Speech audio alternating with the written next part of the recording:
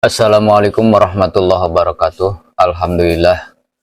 Wassalatu wassalamu ala rasulillah wa ala alihi wa sahbihi wa mawalah. Saudara-saudara dimanapun berada, selamat berjumpa lagi dengan channel Ijan Entertainment. Kali ini kita akan membahas mengenai amalan-amalan yang dianjurkan untuk dilakukan di bulan Sya'ban. Namun sebelum kita menjelaskan tentang amal apa saja yang harus kita lakukan di bulan Sya'ban, sedikit kita akan bercerita sejarah beberapa peristiwa yang terjadi di bulan Sya'ban dulu. Kemudian kita masuk pada amalan-amalan yang dianjurkan dan hal-hal yang dilarang dilakukan di bulan Sya'ban yang dimuliakan Allah Subhanahu wa Ta'ala. Keutamaan bulan Sya'ban memang tidak ada, akan tetapi walaupun demikian, bulan Sya'ban ini bulan bersejarah. Banyak sekali peristiwa besar yang terjadi di bulan Sya'ban ini. Apa saja sih peristiwa-peristiwa di bulan Sya'ban? Yang pertama, diwajibkannya puasa Ramadan. Pertama, hijrah Nabi Muhammad SAW dari Mekah ke Madinah, itu belum ada puasa. Khusus bagi kaum muslimin ketika itu puasanya hanya mengikuti puasanya orang Yahudi, yaitu tanggal 10 Muharram. Akan tetapi, tanggal 10 Muharram, Rasul puasa bertepatan dengan orang Yahudi, bukan berarti Rasulullah SAW mengikuti puasanya orang Yahudi. Tidak tentunya. Akan tetapi Rasul ketika bertanya soal alasan kepada Yahudi, kenapa sih saudara berpuasa tanggal 10 Muharram? Orang Yahudi beralasan, saya berpuasa pada tanggal 10 Muharram dalam rangka menghormati Nabi Musa alaihissalam. Maka Rasulullah SAW mengatakan, kalau begitu alasannya, maka kamilah yang lebih menghormati Musa dibandingkan kalian. Maka Rasulullah SAW berpuasa tanggal 10 Muharram. Kemudian bertepatan dengan bulan Sya'ban, tahun kedua dari hijrah Nabi Muhammad SAW, turun ayat di mana Allah Subhanahu wa Ta'ala memerintahkan Rasul untuk berpuasa selama 1 bulan. Itulah yang disebut dengan Syahrul Ramadan. Sehingga puasa tanggal 10 Muharram yang tadinya wajib hukumnya menjadi sunnah karena sudah ada puasa Ramadan. Puasa Ramadan itu terjadi diwajibkannya di bulan Sya'ban, tahun kedua hijrah. Ini peristiwa pertama. Peristiwa kedua terjadinya pengalihan kiblat kaum muslimin. Di permulaan salat mereka menghadap Baitul Maqdis, sehingga kemudian Nabi Muhammad SAW ketika itu merasa sangat risih karena kiblatnya kaum muslimin dengan Yahudi sama-sama menghadap Baitul Maqdis. Maka Nabi Muhammad SAW selalu melihat ke atas, selalu melihat ke langit.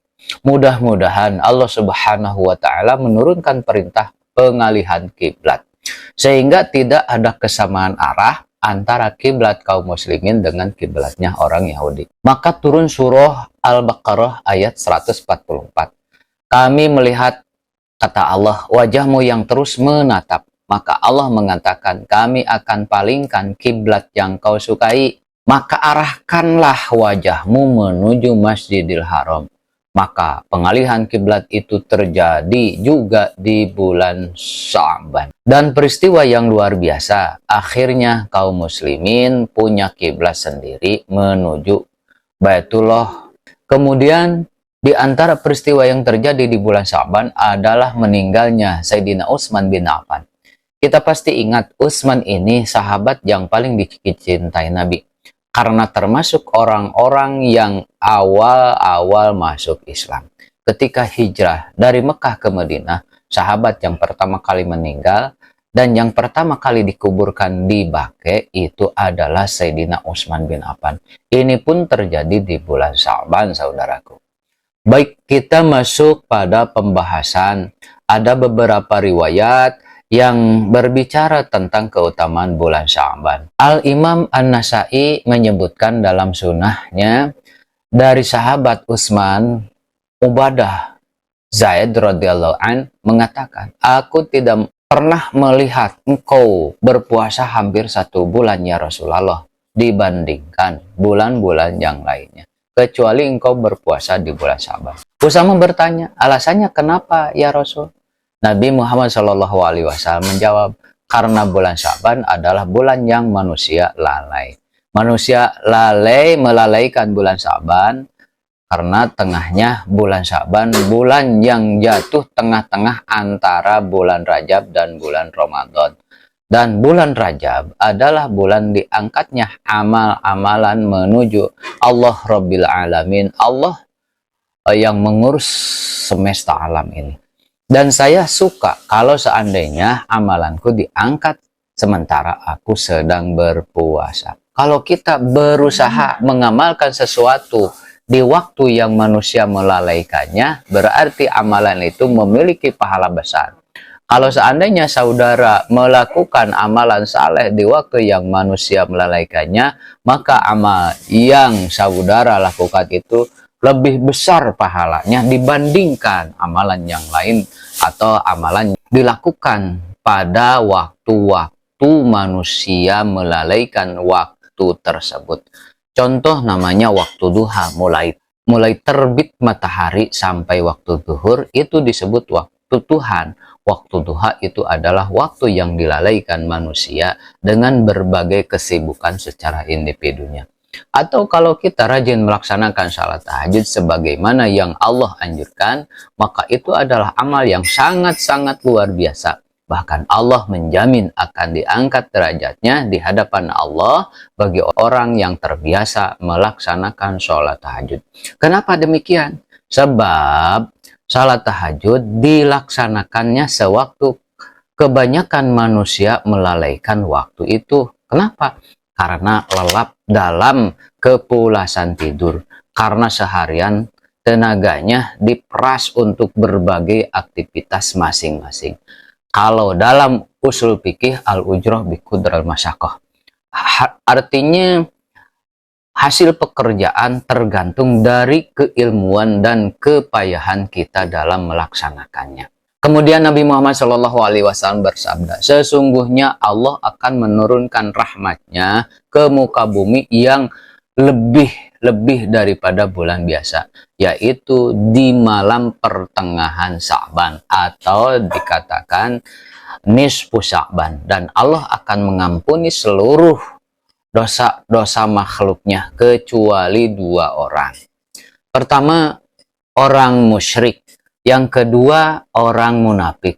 Orang musyrik dan orang munafik dalam riwayat adalah orang-orang yang ada dalam hatinya permusuhan antara dia dengan orang lain. Maka berdasarkan hadis ini dan hadis yang lainnya, hadis yang kita baca tadi bahwa Allah Subhanahu wa Ta'ala mengangkat amalannya. Kemudian hadis yang disahihkan di sini bahwa dalam satu tahun itu ada bulan yang amalan kita diangkat oleh Allah Subhanahu wa Ta'ala kecuali dua manusia. Dua manusia ini tidak akan diangkat amalannya.